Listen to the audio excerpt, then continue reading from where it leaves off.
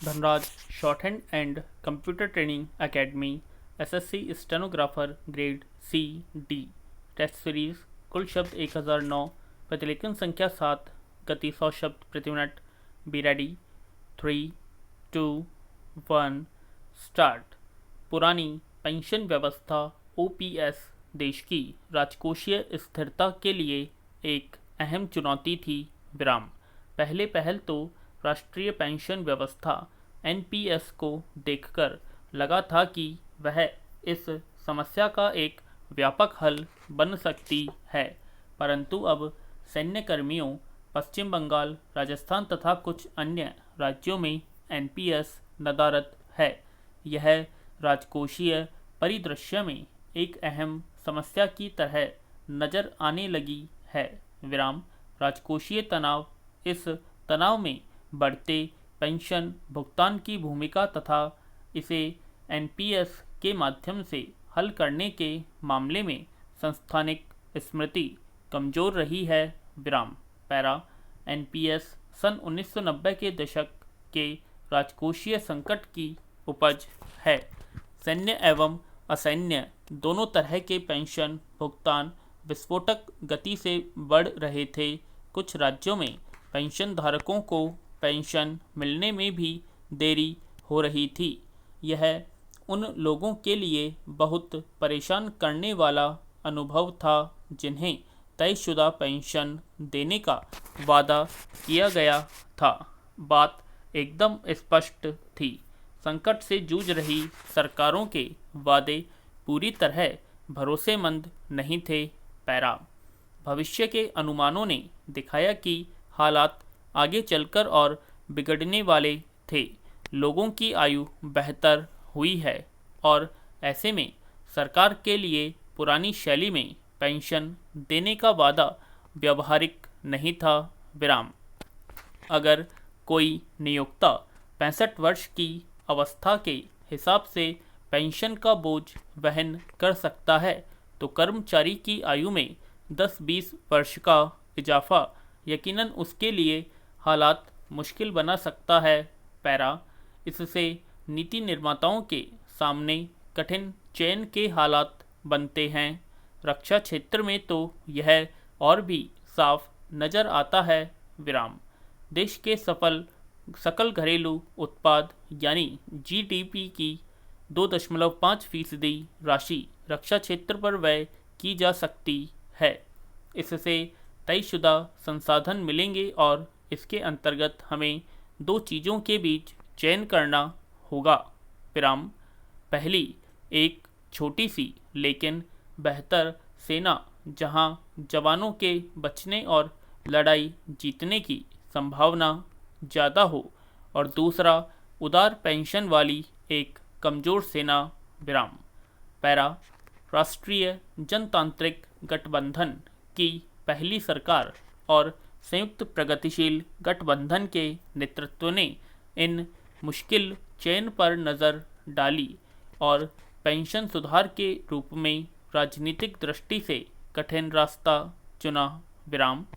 एक अफसरशाह के नज़रिए से यह बेहतर था कि सेवानिवृत्ति के समय वित्तीय संपत्ति का एक हिस्सा मिले और उम्रदराज होने पर की जाने वाली वित्तीय योजना को नियोक्ता की भविष्य की वित्तीय समस्याओं से अलग कर दिया जाए।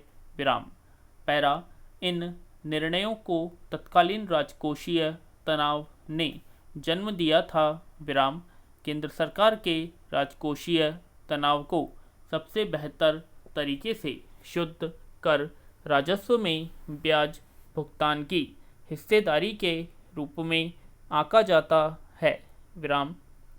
सन 2001-2 में यह 80% के उच्चतम स्तर पर थी। सन 2007-8 में इसमें सुधार हुआ और यह 39% रह गया। विराम। परंतु 2020-21 में यह दोबारा बढ़कर 48% के स्तर पर आ गया। हालांकि इस समय ब्याज दरें कम थी। विराम। कमज़ोर वृद्धि और राजकोषीय व्यवस्था में कठिनाइयों की बदौलत आने वाले दशक मुश्किल हो सकते हों, लेकिन यह पुरानी पेंशन जैसी व्यवस्थाओं की ओर लौटने का सही समय नहीं है। पैरा बढ़ती जीवन संभाव्यता भी एक समस्या है। सन 2002 तक पुरानी पेंशन योजना अव्यावहारिक हो चुकी थी। तब अटल बिहारी वाजपेयी की सरकार ने एनपीएस पेश करने का निर्णय लिया। बीते 2 दशक में लोगों की आयु लगातार बढ़ी है। अगले 4 दशक में इसमें और इजाफा होगा। पुरानी पेंशन योजना को लेकर आकलन करते समय देश में लोगों की बेहतर स्वास्थ्य परिस्थितियों को भी ध्यान में रखना चाहिए। पैरा पेंशन सुधार आसान काम नहीं था, क्योंकि इन सुधारों की प्रक्रिया और इनका लाभ सामने आने बीच लंबा बहुत अंतराल था। विराम 1 जनवरी 2004 से शुरू होने वाली पीढ़ी के लिए एनपीएस सुधार राजकोषीय दृष्टि से महंगा हो गया है। विराम इसमें पीढ़ी को पुरानी पेंशन भी देनी है और नई पीढ़ी को एनपीएस योगदान। विराम एनपीएस का वास्तविक सुधार भविष्य में देखने को मिलेगा, जब राजकोषीय सेहत वास्तव में सुधार देखने को मिलेगा। पैरा इसलिए जब हम राज्यों के पेंशन व्यय को देखते हैं तो जाहिर तौर पर एनपीएस सुधारों से कोई लाभ नहीं दिखता।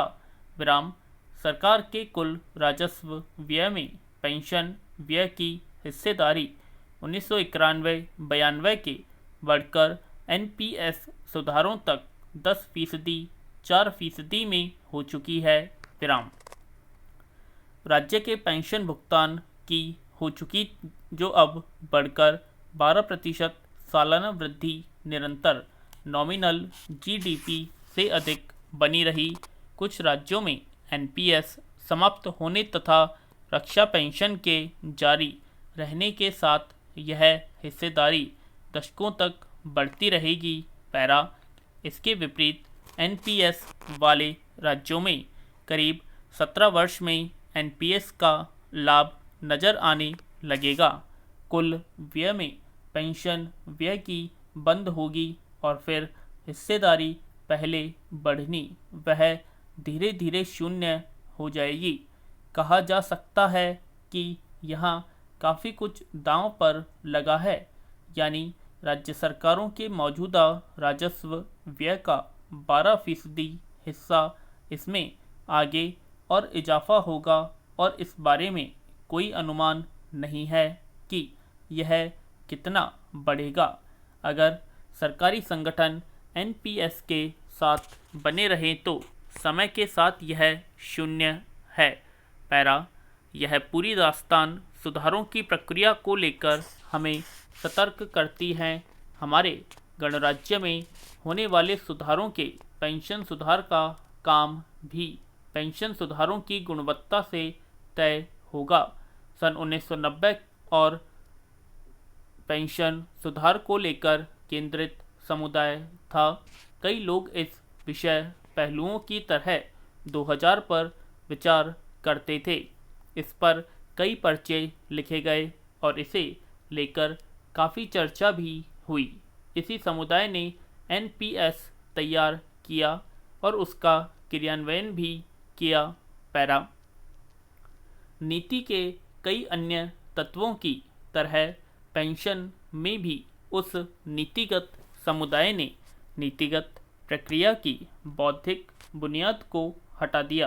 विराम इसका बाद के वर्षों में नीतिगत नतीजों पर बुरा असर हुआ।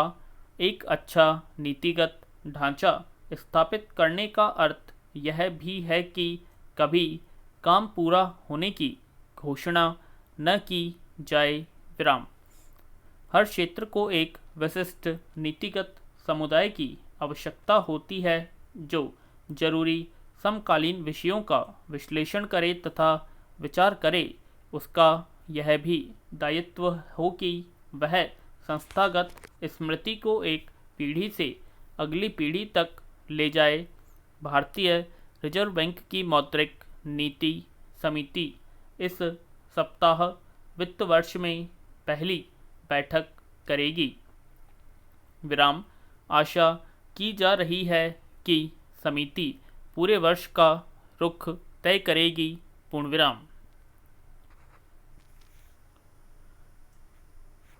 तो दोस्तों, ये थी हमारी आज की एसएससी स्टेनोग्राफर ग्रेड सी और डी की डिक्टेशन, जो कि 100 शब्द प्रति मिनट की गति से बोली गई थी। आशा करते हैं आप सभी को डिक्टेशन पसंद आई होगी, तो प्लीज़ कमेंट बॉक्स में कमेंट करें, और अब तक आपने हमारे चैनल को सब्सक्राइब नहीं किया, सब्सक्राइब करें, और वीडियो को ज़्यादा लाइक करें, शेयर करें। धन्यवाद।